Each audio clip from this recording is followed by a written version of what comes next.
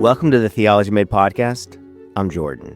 In today's episode, we're going to look at why the Bible didn't come as a book.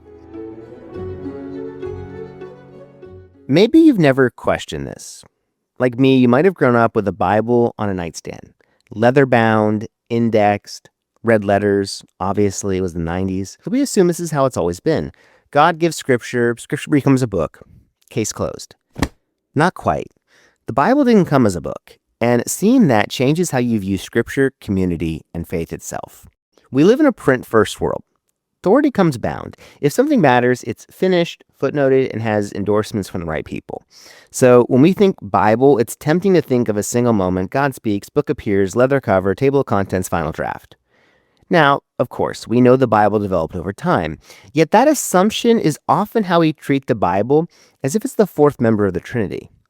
But for the first Christians, that picture would be incorrect. There was no book to pick up. There was no completed collection. There was no chapters. There was no verses. There was no agreed upon list. For a long time, there wasn't even consensus on which writings belonged together.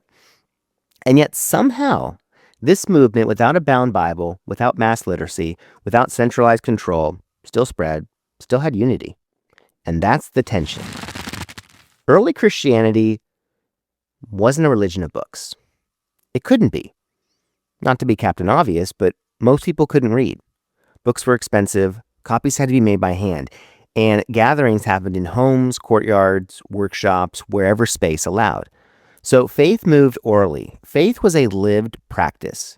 Stories about Jesus were told and then retold. Teachings were memorized because they had to be. What mattered was what could be carried in the mind and then passed on by the mouth. When letters circulated, Paul's letters especially, they weren't treated like personal correspondence. They were events. A messenger would arrive, community would gather, and the letter would be read out loud from beginning to end. It wasn't skimmed, wasn't highlighted, it was just heard. And that's why Paul writes the way he does. He repeats himself, he loops back, he builds arguments in waves instead of straight lines. Because he's not imagining a quiet reader alone with a scroll and a cup of coffee posting on Instagram with the hashtag blessed. He's imagining a room, people listening, interruptions, questions forming in real time, because Scripture lived in the air before it ever lived on a shelf. Christian faith spread through teaching spoken face-to-face. It was public reading in gathered communities. It was shared memory reinforced week after week. The earliest Christians didn't own Scripture. They participated in it. This is the part that usually throws people. The earliest Christians didn't have a New Testament, not even a rough draft of one. There was no agreed-upon list of Christian writings, no table of contents, no sense that 27 books would eventually travel together. What they did have was the Hebrew Scriptures, what we now call the Old Testament. And those texts were read in Greek, interpreted through Jesus, and treated as living Scripture. Alongside that were the teachings of Jesus himself, not written down at first, remembered, and repeated over and over, shaped into stories and sayings that could survive being carried from town to town. And then, of course, there were the eyewitnesses, people who had actually seen Jesus, people who had walked with him, eaten with him, watched him die, and claimed to see him alive again. And then the letters. Paul writes to churches he's planted. Other leaders write to communities under pressure that are confused, divided, or growing too fast. And those letters did circulate, but unevenly. One church might have Romans and 1 Corinthians. Another might only have Philippians.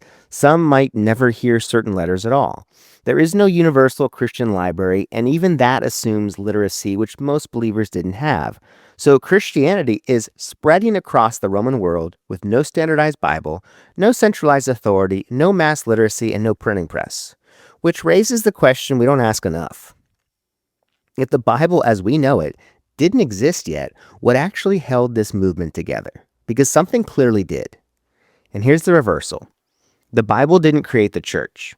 The church existed first. For decades, and really longer, Christian communities were already gathering, baptizing, teaching, praying, and worshiping before there was anything like a finished Christian Bible. Now, when someone says, yeah, that's why the church created the Bible, well, that's not what happened either. The church didn't invent Scripture, it recognized it. Certain writings began to carry weight because they were already doing something. They were shaping belief, correcting error, forming faith. Churches preserved these texts because they traced them back to the apostles, because they were read aloud in worship, because they were trusted to tell the truth about Jesus.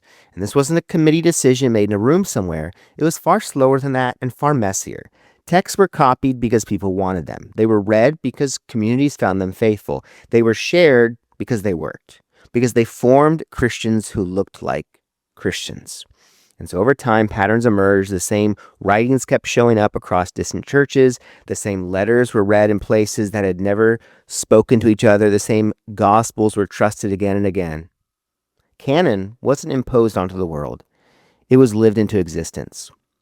The Bible emerged from worship before it was ever debated, from teaching before it was ever systematized, from discipleship before it was ever defended. Scripture wasn't dropped from the sky in finished form. It was received over time by communities already trying to follow Jesus. And that origin story still shapes how the Bible is meant to be read. And this isn't meant to be a historical Sunday school lesson, because when you imagine the Bible as a standalone object, it's easy to turn into something it was never meant to be. A rule book, a weapon, a reference manual to pull off the shelf when you need a verse. But Scripture didn't form that way. It was shaped inside communities, read aloud, argued over, lived with. And that's why the Bible can be powerful and dangerous at the same time. Life-giving and misused. Clear in places, hard in others. It was never meant to work in isolation. It was meant to form people, not just inform them. Which I think reframes the whole conversation. The Bible didn't come as a book because Christianity didn't start as an idea. It started as a movement carried by voices before it was carried by pages. So maybe the most important question isn't whether the Bible is authoritative, it's how we're meant to receive it. As something we consume alone? As a story that shapes us together? Because the Bible didn't begin on a shelf, it began in the air. And maybe that's still where it does its best work. Hey, thanks for listening to the Theology Made Podcast. If you found this helpful, like and subscribe on whatever channel you're listening on.